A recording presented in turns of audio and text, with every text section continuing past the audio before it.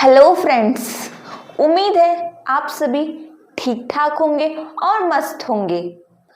आप सभी का शिक्षा एडुकेशन पर स्वागत है।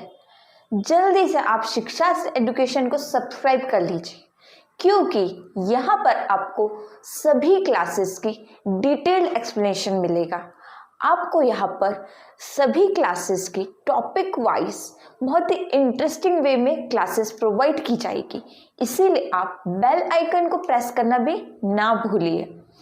जैसे कि आप जानते हैं कि हम क्लास 6 की पॉलिटिकल साइंस का फर्स्ट चैप्टर पढ़ रहे थे, जिसका नाम था अंडरस्टैंडिंग डाइवर्सिटी, जिसमें हमने डाइवर्सिटी को बहुत अच्छे से एक्सप्लोर किया कि हमारे लाइफ को डाइवर्सिटी कैसे बेहतर बना रही है, डाइवर्सिटी का क्या रोल है हमारे लाइफ में, जिसमें हमने यूनिटी इन डाइवर्सिटी देखा कि लास्ट टॉपिक से हमें क्या मिल रहा है, सीखने को मिल रहा है। डाइवर्सिटी चैप्टर के लास्ट जो टॉपिक है that is very important, unity in diversity. ठीक है, कि हमने डाइवर्सिटी में क्या देखा था कि डाइवर्सिटी में बहुत सारे डिफरेंसेस है। ठीक है, लोगों के बीच में बहुत सारे डिफरेंसेस है, किन चीज़ों के बेसिस पे, उनके रिलीजन के, उनके लैंग्वेजेस के, उनके ड्रेसिंग स्टाइल्स के, उनके कलर के, रेस के, जेंडर के। ठीक है, लेकिन यूनिटी एक ऐसा वर्ड हो गया कि इन डिफरेंसेस के साथ साथ उनमें क्या है, यूनिटी है, एकता है। तो ये हमने फर्स्ट चैप्टर में पूरा समझ लिया था। अब हम चैप्टर फर्स्ट के क्वेश्चन आंसर आज से स्टार्ट कर रहे हैं।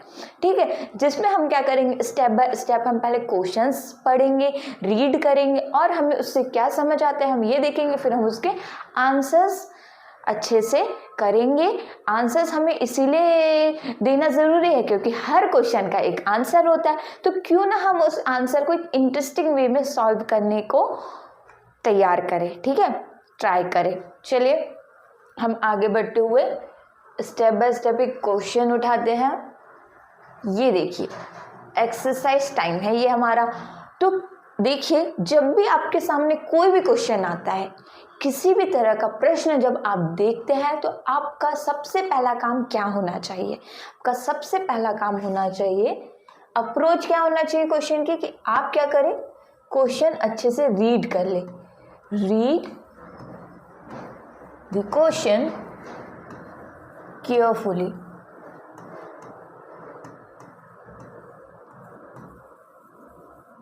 ठीक है, हमारा फर्स्ट काम यही होना चाहिए कि हमें क्वेश्चन को अच्छे से रीड कर लेना है। ठीक है, क्वेश्चन जब हम अच्छे से पढ़ते हैं, ध्यानपूर्वक हम जब क्वेश्चन को पढ़ते हैं, तभी तो हम समझेंगे कि क्वेश्चन पूछ क्या रहा है, क्वेश्चन के एक्सपेक्टेशंस क्या है हमसे। तो चलिए हम यहाँ पे पहले क्वेश्चन को पढ़ते हैं। तो क्वेश्चन क्या कह रहा है, Draw up a list of the different festivals celebrated in your locality. Which of these celebrations are shared by members of different regional and religious communities? तो देखिए कि अब आपने एक बार क्वेश्चन रीड कर लिया। अब आपके सेकंड अप्रोच क्या होना चाहिए, आपके सेकंड अप्रोच ये होना चाहिए कि underline the keywords of question. ठीक है, आपको सेकंड काम ये करना है कि जब आपने अच्छे से क्वेश्चन रीड कर लिया, तो सेकंड टाइम में आपको क्या करना है कि आपको अंडरलाइन करना है। किस चीज को अंडरलाइन करना है, आपको जो भी क्वेश्चन में कीवर्ड्स छुपे हुए हैं हमें उसको अंडरलाइन करना है। इससे क्या होगा कि जब हम आंसर लिखते हैं, जब हम आंसर देने का ट्राई करते हैं, तो हमें पहले ही ऑलरेडी पता चल जाएगा, क्योंकि हम अंडरलाइन कर चुके हैं कि हमें आंसर किन किन चीज़ों को करना है, हमें किस मैनर में अपने आंसर को परफेक्ट बनाना है। तो चलिए हम इस क्वेश्चन के आंसर के लिए कीवर्ड्स को अंडरलाइन कर लेते हैं। तो फर्स्ट वर्ड क्या कह रहा है, लिस्ट। मतलब ये क्वेश्चन का मीनिंग ये है कि आपको एक ऐसी लिस्ट रेडी करना है जो कि डिफरेंट फेस्टिवल्स जो अपने आसपास आप देख रहे हैं, अपने लोकेलिटी में आप जितने भी फेस्टिवल्स देख रहे हैं उसकी आपको एक लिस्ट रेडी करना है। ठीक है, डिफरेंट फेस्टिवल्स की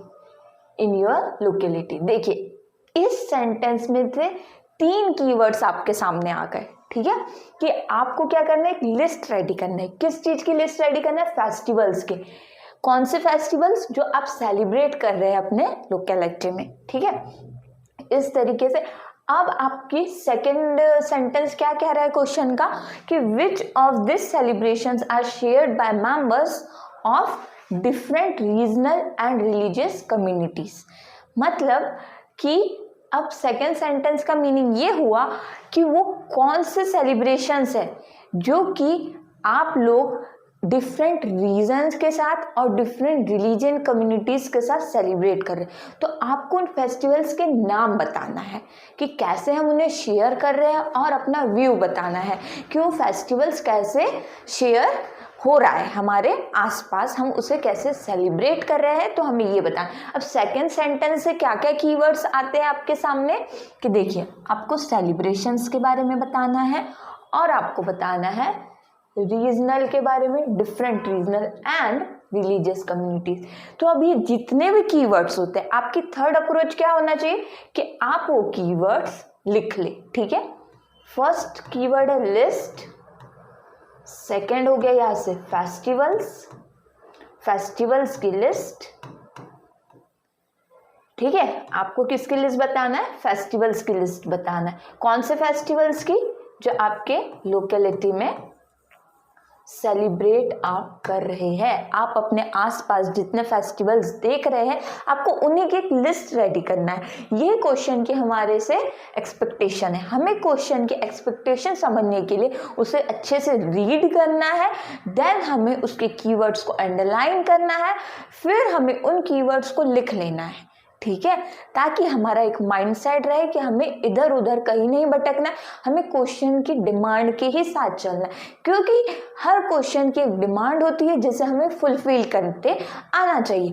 अगर हमने बस क्वेश्चन रीड कर लिया और हम आंसर दिए जा रहे हैं बिना किसी अप्रोच के, बिना किसी माइंडसेट के, अगर आप आंसर करने का ट्राई करते हैं तो डेफिनेटली आपका आंसर उतना परफेक्ट नहीं होगा जितने क्वेश्चन आपसे डिमांड कर रहा है। ठीक है, तो आपको क्या करना है कि क्वेश्चन की डिमांड को फुलफिल करना बेहतर आना चाहिए। ठीक है, इसी परफेक्शन के साथ आपको ये कुछ चीजें हमेशा अपने माइंड में सेट रखना है कि किस तरीके से हम एक क्वेश्चन को अच्छे से परफेक्शन के साथ उसकी डिमांड के साथ सॉल्व कर सकते हैं। ठीक है, तो देखिए, लिस्ट हो गया फेस्टिवल्स की, और कौन से फेस्टिवल जो लोकेलिटी में सेलिब्रेट हो रहे हैं। ठीक है, सेलिब्रेशंस प्लस अब किस सेलिब्रेशन की बात हो रही है यहाँ पे? Different regional and religious communities के बारे में हमें बताना है।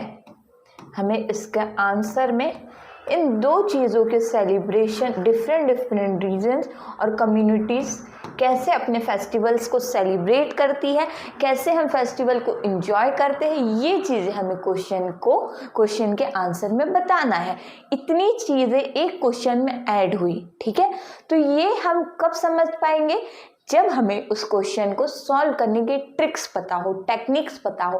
Without that tricks and techniques आप आंसर नहीं कर पाएंगे, आप आंसर अच्छा नहीं कर पाएंगे, क्योंकि आपको क्या रहेगा कि आप मान लीजिए कि आप जल्दी में हैं, आपने बस क्वेश्चन यू रीड किया, उसके मीनिंग को नहीं समझा और आपने सोचा कि हम एक आंसर लिख देते हैं, तो आपका आंसर शायद उतना बेटर नहीं होगा जितना कि आप एक परफेक्शन के साथ लिखना चाहते थे, जितना कि आप एक अप्रोच सेट करके लिखना चाहते थे। तो आप कभी भी क्वेश्चन में जल्दीबाजी मत कीजिए, आपको अच्छे से पहले केयरफुली क्वेश्चन को रीड करना होगा, क्योंकि उससे क्या होगा कि आपका आंसर भी बेस्ट होगा, प्लस आपकी उस टॉपिक से रिलेटेड और अच्छी समझ होगी। ठीक है, अगर आपको टॉपिक पता है तो आपको उसके लिए जब आप उसका क्वेश्चन सॉल्व करते हैं तो उसकी अप्रोच भी पता होना चाहिए कि हमें क्वेश्चन की तरफ कैसे आगे बढ़ना है। तो चलिए अब हम इस क्वेश्चन के आंसर को देने का ट्राई करते हैं इसी अप्रोच के साथ, एग्जैक्टली इसी अप्रोच के साथ अब हम इस क्वेश्चन का आंसर सॉल्व करेंगे।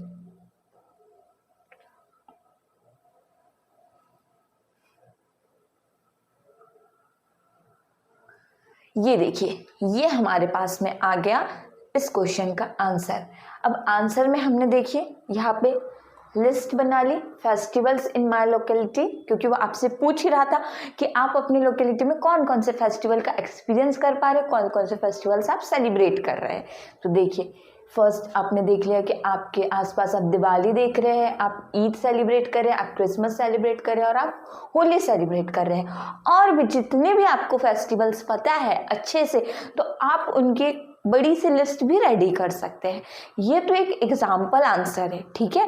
आपको ये एक एग्जाम्पल आंसर मैं बता रही हूँ कि इस तरह से आपको आंसर लिखना सीखना है कि क्वेश्चन की डिमांड क्या है और उस डिमांड के अकॉर्डिंग हम आंसर कैसे लिख सकते हैं, ठीक है।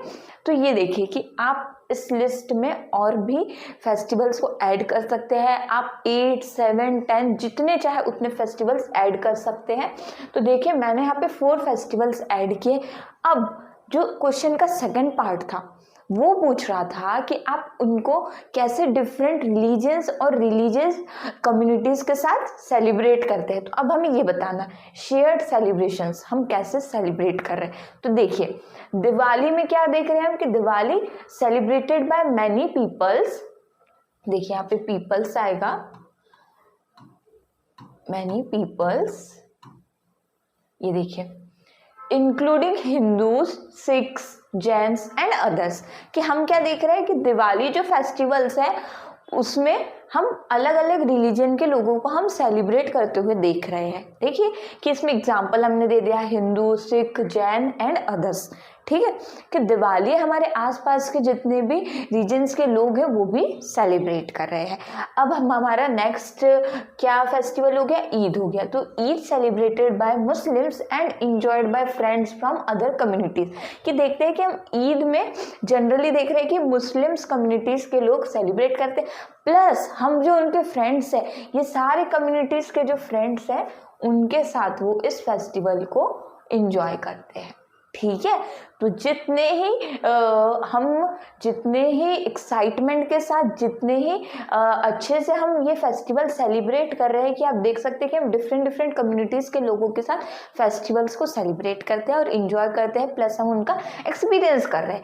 अब बात करते हैं क्रिसमस। नेक्स्ट फेस्टिवल हो गया हमारा क्रिसमस, सेलिब्रेटेड बाय क्रिश्चियंस। आपने देखा होगा कि क्रिसमस जो फेस्टिवल है वो क्रिश्चियनिटी कम्युनिटी के लोग सेलिब्रेट करते हैं और इन्जॉय ये कौन कर रहे हैं, सब, एवरीवन, ठीक है।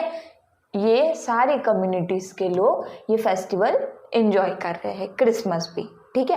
अब होली की बात करते हैं। तो Holi celebrated by Hindus and enjoyed by people from different communities. तो देखिए कि हम अपने इस तरह के व्यूज आंसर में दे सकते हैं कि celebration in different different festivals का डिफरेंट डिफरेंट कम्युनिटीज के लोग एक साथ सेलिब्रेट कर रहे हैं। तो इससे क्या समझ में आया, क्या कंक्लूड हुआ कि फिर से यूनिटी एंड डाइवर्सिटी, ठीक है, कि विविधता में एकता, ये हमारे क्वेश्चन की सीख है।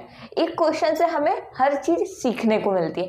जब हम क्वेश्चन सॉल्व करते हैं तो हम अगर उसका आंसर करते हैं तो लास्ट में हमें ये पता चलना चाहिए कि क्वेश्चन हमसे पूछा क्यों, और अगर ये क्वेश्चन हमसे पूछा है तो इसके आंसर से हमने सीखा क्या। तो ठीक है कि आपने देखा कि हमारे पास में हमने पहले एक लिस्ट रेडी करी, देन हमने बताया कि हम सेलिब्रेट कैसे कर रहे हैं फेस्टिवल्स को, डिफरेंट डिफरेंट फेस्टिवल्स को डिफरेंट डिफरेंट कम्युनिटीज़ के साथ। देन हमें उससे क्या पता चला, अगेन यूनिटी एंड डाइवर्सिटी। तो यहाँ पे हमारा ये फर्स्ट क्वेश्चन सॉल्व होता है। अब हम सेकेंड क्वेश्चन देखते हैं कि सेकेंड क्वेश्चन क्या कह रहा है। ये देखिए सबसे फर्स्ट अप्रोच जो थी हमारी, हम उसको ही फॉलो करेंगे। फर्स्ट अप्रोच हमारी थी, ठीक है, रीड द क्वेश्चन केयरफुली। पहले क्वेश्चन को हम ध्यानपूर्वक पढ़ लेते हैं कि क्वेश्चन क्या कह रहा है, क्वेश्चन की मीनिंग क्या है। What do you think living in India with its rich heritage of diversity adds to your life. मतलब आप अब यहाँ पे क्या पूछ रहे हैं कि आप क्या सोचते हैं, आप क्या सोचते हैं कि हम इंडिया में रह रहे हैं तो डाइवर्सिटी हमारे लाइफ में क्या क्या चीज़ें ऐड कर रही है, किस चीज़ के लिए, रिच हेरिटेज के लिए, एक समृद्ध विकास के लिए डाइवर्सिटी से हमारे लाइफ में क्या क्या चीज़ें ऐड हो रही है। इससे आप क्या समझते, आपको अपनी थिंकिंग, आपको अपना वे ऑफ ओपिनियन यहाँ पे इस क्वेश्चन के आंसर में क्या करना है, सॉल्व करना है। आपको इसका आंसर इसी तरीके से बताना है। तो सेकंड थिंग फिर क्या होगा यहाँ पे, कीवर्ड्स को मार्क करना। तो ठीक है, कीवर्ड्स हम मार्क कर लेते हैं।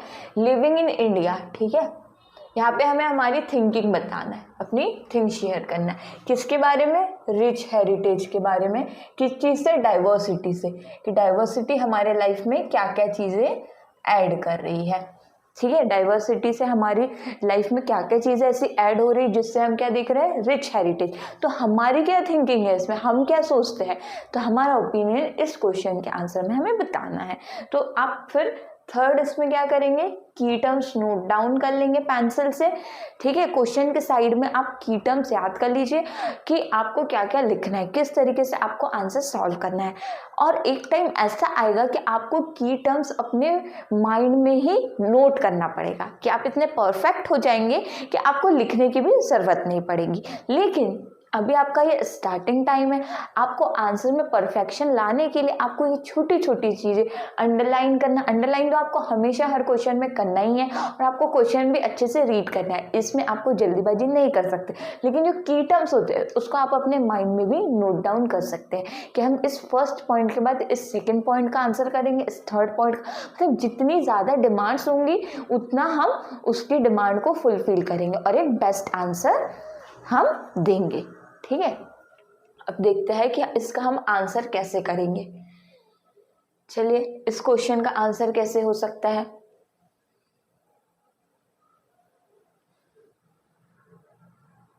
ये देखिए, अब आप बता रहे हैं, आपको अपनी थिंकिंग बताना है, तो आप कैसे बताएंगे यहाँ पे कि हम इंडिया में जो रह रहे हैं with its rich heritage of diversity adds to a lot to my life. मतलब बहुत सारी चीज़ें हमारे लाइफ में ऐड हो रही है, तो आपको अपनी थिंकिंग बताना है। अब वो बहुत सारी चीज़ें क्या क्या हो सकती है? तो देखिए, first thing, learning different cultures. मतलब देखिए, फर्स्ट चीज़ आप ये बता सकते हैं कि हम क्या कर रहे हैं? लर्न कर रहे हैं, चीज़ें सीख रहे हैं। किससे? डिफरेंट कल्चर से। हम डिफरेंट कल्चर से सीख रहे हैं। I learn about various festivals, foods and traditions.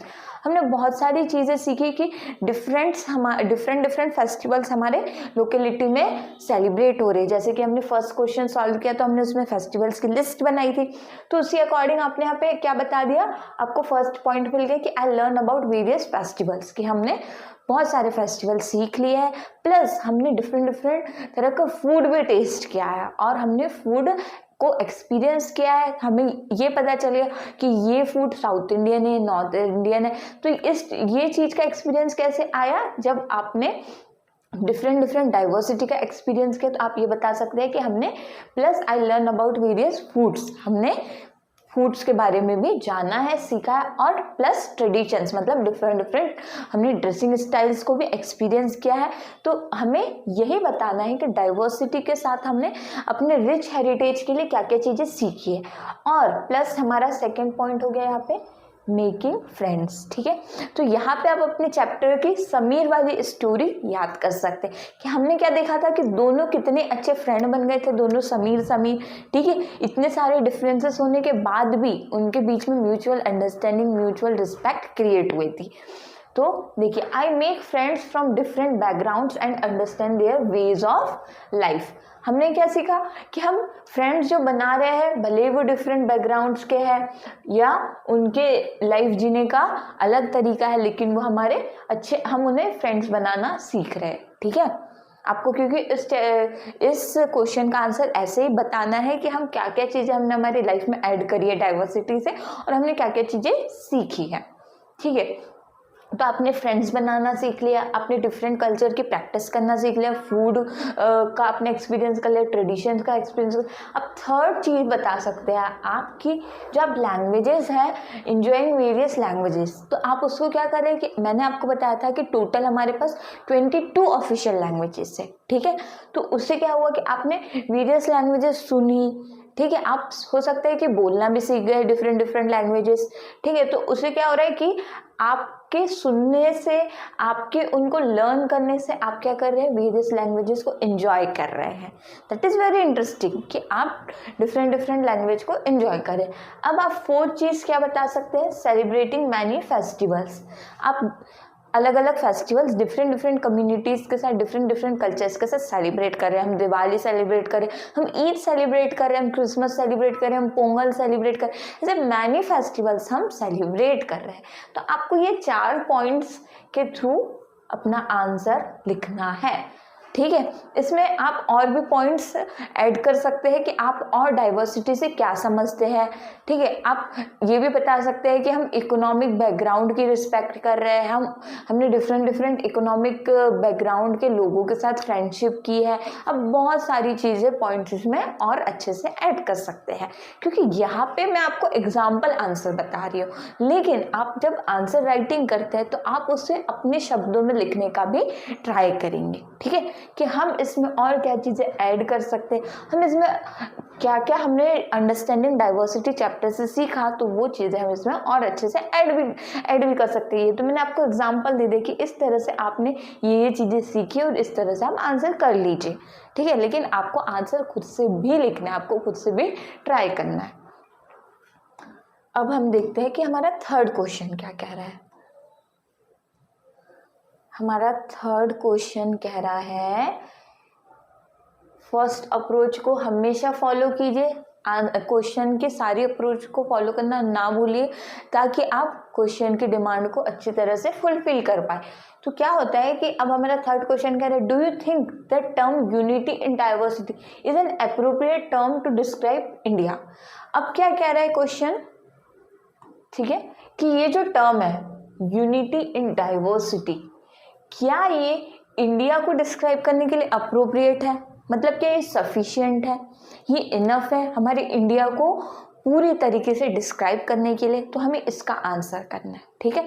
तो क्रिटिकली हमें इसको एनालाइज करना है। और हमारा सेकेंड क्या पार्ट कह रहा है इसका, व्हाट डू यू थिंक, आप क्या सोचते हैं कि Nehru ji is trying to say about Indian, देखिए यहाँ पे ये वर्ड, हाँ, Indian unity in the sentence quoted above from his book The Discovery of India।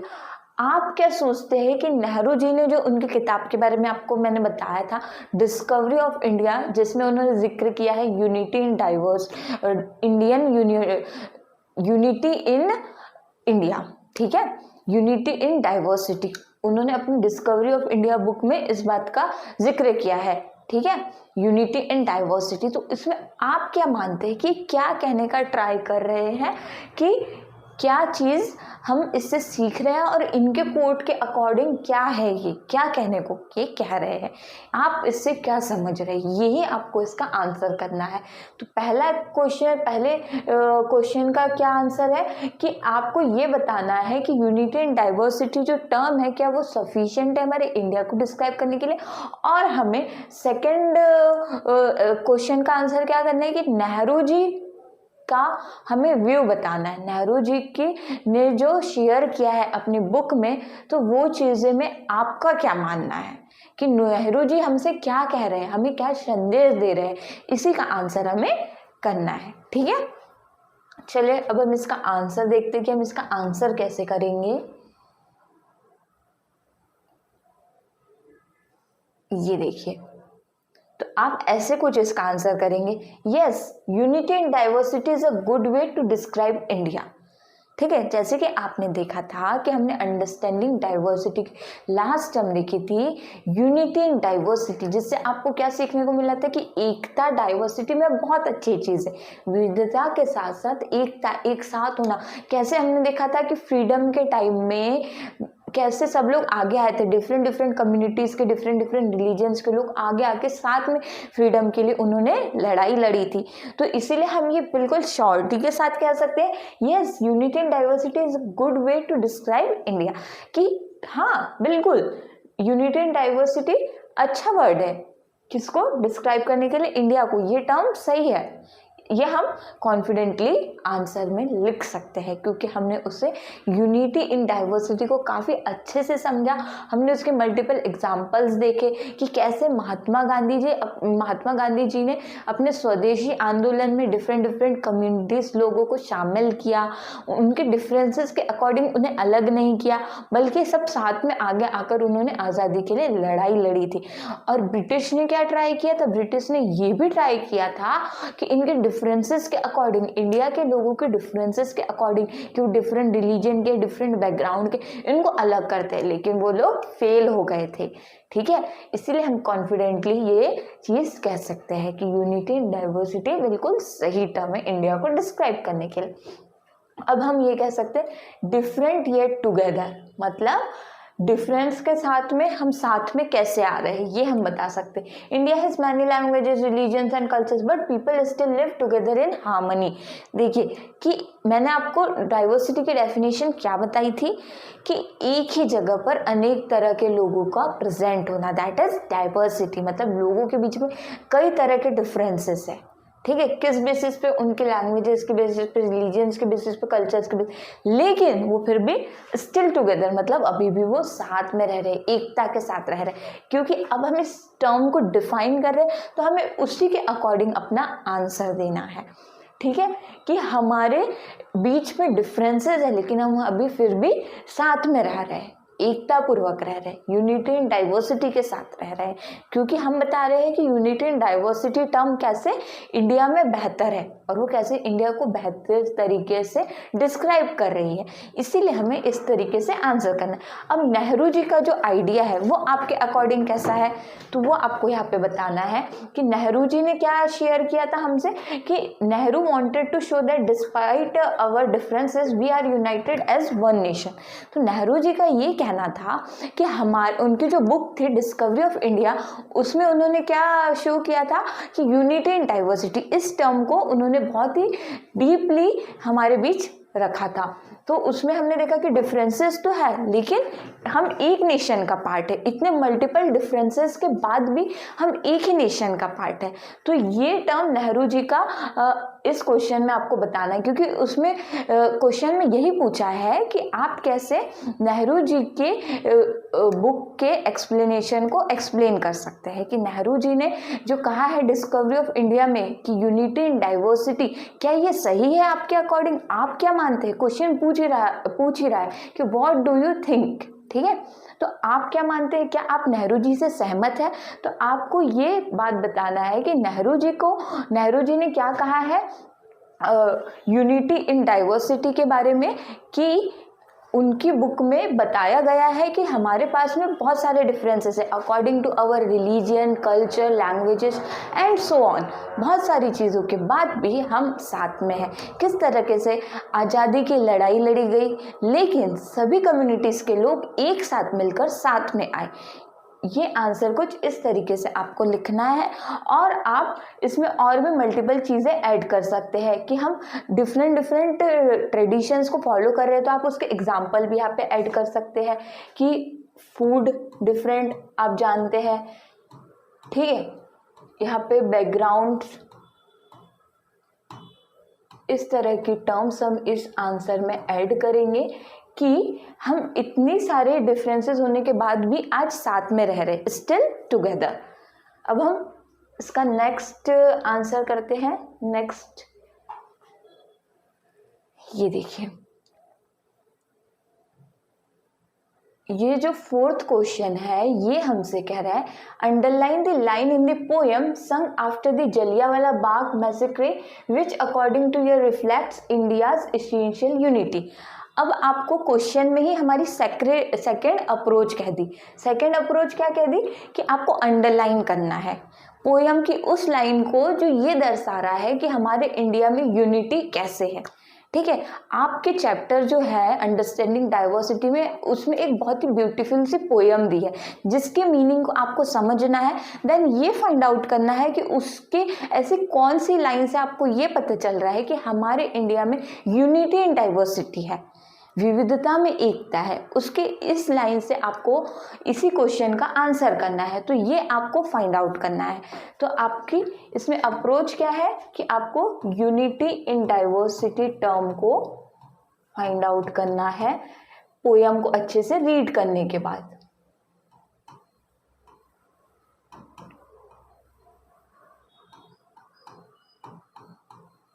ठीक है, और ये पोयम कब गाई थी?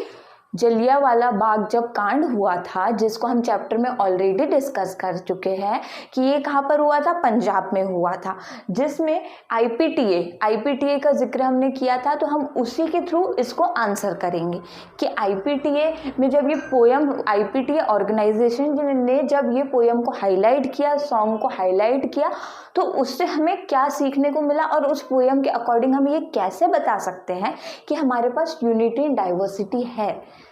ठीक है, तो अब इसका आंसर हम देखते हैं कि हम कैसे बता सकते हैं। लेकिन आंसर से पहले हम फिर से एक बार हमारे चैप्टर की पोयम अच्छे से रीड कर लेते हैं और उसके मीनिंग को समझ लेते हैं। ठीक है, तो पोयम क्या कह रही है? Don't forget the days of blood o friend, in the midst of your happiness remember to shed a tear for us. ठीक है, तो देखिए कि ये लाइन कितनी ब्यूटीफुली इसका मीनिंग कह रही है। अब इसके मीनिंग को समझिए। इसका मीनिंग ये कह रही है कि आप बिल्कुल ना भूलिए अपनी खुशियों में, आप खून की लड़ाई जब लड़ी गई जलियांवाले बाग में, जब खून की बौछार हुई, ठीक है, ब्लड की रिवर्स बही, तो आप अपनी खुशियों में उसे ना भूलिए। तो ये हमारी फर्स्ट लाइन कह रही है पोयम की। अब सेकंड क्या कह रही है? The Hunter has turn away every single flower. शिकारी ने क्या किया? गार्डन के एक एक फ्लावर को तोड़ दिया। ठीक है, अब शिकार कौन हुए? शिकार मतलब जो ब्रिटिशर्स थे उस टाइम में, वो रूल कर रहे थे, है ना, आज़ादी के टाइम में जब वो रूल कर रहे थे, तो उन्होंने क्या किया कि एक एक गार्डन के फूल को तोड़ दिया। मतलब हमारे जो इंडियंस थे, जब वो लड़ाई लड़ रहे थे, तो उनको गोली से मार दिया गया। तो देखिए अब इसकी थर्ड लाइन क्या कह रही है? Do plant a flower in the desert garden dear friend, having fallen to bullets which left in Jallianwala Bagh. ठीक है, तो इसमें क्या कह रहे हैं? अब ये लाइन कह रही है कि आपने देखा कि जलियांवाला बाग जब कांड हुआ, तो उसमें कुछ लोग क्या हुए कि खून की नदी में बिल्कुल बह गए। मतलब वो लोग, उन लोगों की डेथ्स हो गई, मैक्सिमम पीपल की डेथ्स हुई। किस कारण से? कि उनका शिकार किया गया, मतलब उन पर गोली चलाई गई, तो कुछ लोग इसमें बह गए। इसीलिए वो कह रहे हैं कि आप अपनी खुशियों में खून की लड़ाई ना भूलें। इसीलिए पोयम लिखी गई है किसके थ्रू? आईपीटीए। आईपीटीए का फुल फॉर्म क्या है? इंडियन पीपल्स थिएटर एसोसिएशन के थ्रू ये पोयम तब हाईलाइट हुई थी। और आगे ये क्या कह रहे? Do light a lamp on this lonely grave o friend, the blood of Hindus and Muslims flows together today. मतलब इस पोयम के अकॉर्डिंग ये बता रहे हैं कि जो हिंदू है और मुस्लिम्स है, दोनों के साथ में खून बहे हैं। ठीक है, मतलब हमने देखा था कि डिफरेंसेस के अकॉर्डिंग ब्रिटिशर्स ने क्या ट्राई किया था कि इनके डिफरेंसेस के अकॉर्डिंग दोनों ही कम्युनिटी के लोगों को अलग अलग कर दिया जाए, लेकिन वो फेल हो गए थे। और देखा गया कि सभी कम्युनिटीज के लोग साथ में आकर सभी ने लड़ाई लड़ी थी। तो देखिए कि ये मीनिंग, यहीं पे आपका आंसर छुपा हुआ है। ठीक है, the blood of Hindus and Muslim flows together, मतलब हिंदू मुस्लिम के खून साथ में बहे थे आज़ादी की लड़ाई के टाइम पर। Some wrote in jails while others lying in their graves। अब क्या देखा गया कि कुछ लोग कुछ लोगों को कब्र में शामिल कर दिया गया, मतलब कुछ लोग कब्र में तब्दील हो गए, और कुछ लोग जो कि रोते हुए जेल में पाए गए, मतलब उन्हें जेल में बंद कर दिया, बंदी बना लिया गया। ब्रिटिशर्स ने किस तरह से शासन किया, उसी के बारे में ये पोयम लिखी गई आईपीटीए के थ्रू। ठीक है, do shed a few tears for them o friend, मतलब आपको उनके लिए आंसू बहाना है और आपको अपनी खुशियों में भी नहीं भूलना है। तो जैसे कि मैं एक सॉन्ग याद कर पा रही हूँ कि लता मंगेशकर जी जो थी हमारी, लता मंगेशकर जी जो है हमारी, उन्होंने एक बहुत ही ब्यूटीफुल सॉन्ग गाया था, जैसे कि आप सभी ने सुना होगा, ए मेरे वतन के लोगों ज़रा याद करो कुर्बानी। तो इससे हम उसको कोरिलेट कर सकते हैं कि ये देखिए कितनी ब्यूटीफुल पोयम हमारे सामने जलियांवाला बाग के टाइम में हाईलाइट हुई थी। तो अगर आपने वो सॉन्ग सुना है तो आप बिल्कुल इस पोयम को अच्छे से समझ पाएंगे। अगर आपने वो सॉन्ग नहीं सुना है तो आप जल्दी से वो सॉन्ग भी सुन लीजिए, जिससे आप इस पोयम को कोरिलेट कर पाएंगे। अब हमने ये पोयम अच्छे से रीड कर ली, इस पोयम में ही आपका आंसर छुपा हुआ है। आंसर आपको क्या देना है कि इंडिया में यूनिटी इन डाइवर्सिटी कैसे है, यूनिटी इन डाइवर्सिटी टर्म कैसे है। तो आपको उस वर्ड को पोयम से अंडरलाइन करना है, यही हमारे क्वेश्चन की डिमांड थी। तो चलिए अब हम इसका आंसर करते हैं कि आंसर हम इसको कैसे करेंगे।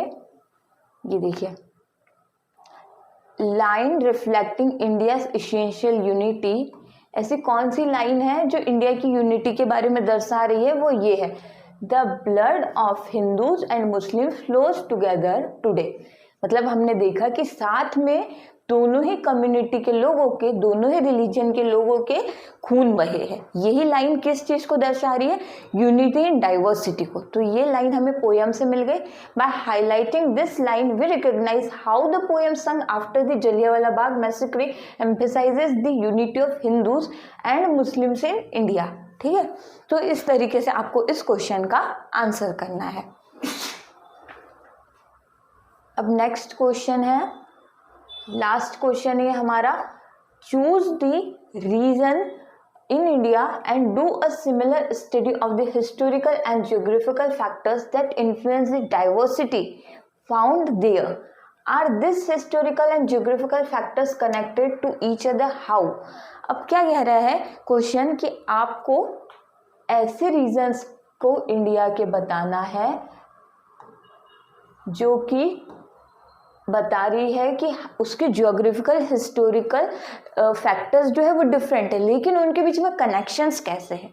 तो आपको हिस्टोरिकल और जियोग्राफिकल डाइवर्सिटी जो हम ऑलरेडी पढ़ चुके हैं, हमने देखा था कि केरला और लद्दाख में कैसे डिफरेंसेस है। ठीक है, वहाँ का कल्चर कैसा है, वहाँ का इकोनॉमिक बैकग्राउंड कैसा है, वहाँ पे कौन सा फूड फेमस है, ये हमने लद्दाख और केरला के एग्जाम्पल से अच्छी तरह समझा था। तो हमें ऐसे ही एक रीजन का एग्जाम्पल के थ्रू बताना है कि हिस्टोरिकल और जियोग्राफिकल फैक्टर्स में कैसे कनेक्शन है, यही ये क्वेश्चन कह रहा है। तो आप पहले यही अप्रोच फॉलो करेंगे इस भी क्वेश्चन में कि आपको क्या करना है, रीड दी क्वेश्चन केयरफुली। सबसे पहले हमने क्वेश्चन को ध्यानपूर्वक पढ़ा, फिर हमने उसके की टर्म्स को क्या किया, अंडरलाइन किया। की टर्म्स को अंडरलाइन करने से क्या होता है कि आप समझ पाएंगे कि हमें किन किन चीज़ों का आंसर करना है। ठीक है, और इनके बीच में क्या कनेक्शंस है। अब इसका आंसर कैसे होगा ये देखते हैं।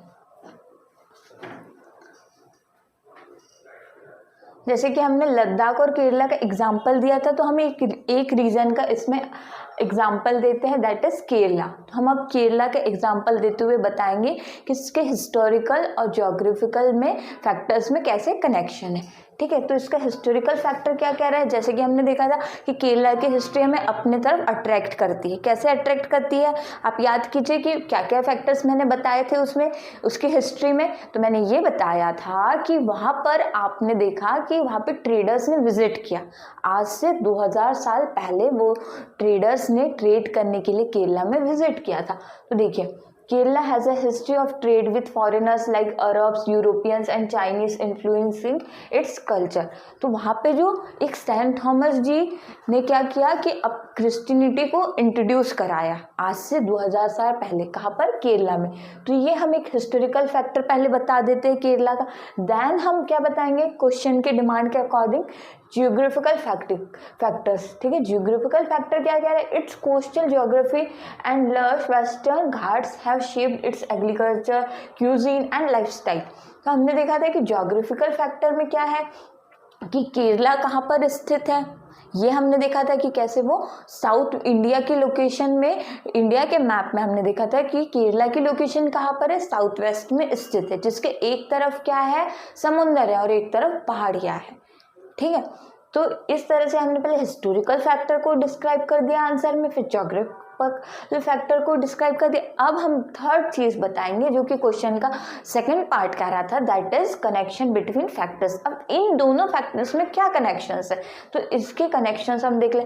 Historical trade links broad cultural diversity while Kerala's geographical influence settlement patterns and agricultural practices connecting historical and geographical factors। तो आपने देखा कि देखिए हिस्टोरिकल में क्या बता दिया, ट्रेड का बता दिया, और ज्योग्राफिकल में बता दिया कि वहाँ का एग्रीकल्चर कैसा था, और वहाँ पे किस तरह से एक तरफ सी है, एक तरफ माउंटेन्स है। तो इस तरह के फैक्टर्स को हमें कनेक्ट करके ज्वाइन करके रिजॉइन करके बताना है कि एक तरफ क्या है, उसकी हिस्ट्री में क्या हुआ कि हमने कल्चरल डाइवर्सिटी को एक्सप्लेन किया और एक्सपीरियंस किया, और दूसरी तरफ हमको ज्योग्राफिकल डाइवर्सिटी में ये बताना है कि उसके एग्रीकल्चर की प्रैक्टिस कैसे हुई। दोनों ही फैक्टर्स को इस तरीके से कनेक्ट करके हमें क्वेश्चन की डिमांड को फुलफिल करना है। तो ये हमारा 5th क्वेश्चन था चैप्टर का। इसी तरह हमने टोटल 5 क्वेश्चन सॉल्व किए जो कि आपके एक्सरसाइज में दिए हुए हैं, जिसके मैंने आपको कुछ ट्रिक्स और टेक्निक्स शेयर किए हैं कि कैसे आपके सामने कोई भी क्वेश्चन आए तो आपको सबसे पहले उसको रीड करना है, देन आपको उसके की टर्म्स को अंडरलाइन करना है, फिर आपको वो की टर्म्स को लिख लेना है कि क्वेश्चन की डिमांड क्या क्या है। वो की टर्म्स को आपको 1 बाय 1 लिख लेना है, जिससे आपको उसके आंसर करने में बहुत ज़्यादा आसानी जाएंगी और आप इजी वे में एक परफेक्ट आंसर रेडी कर लेंगे कि आपको इस क्वेश्चन का ये की टर्म क्या चाह रहा है, तो वो की टर्म के अकॉर्डिंग आप आंसर कर लेंगे।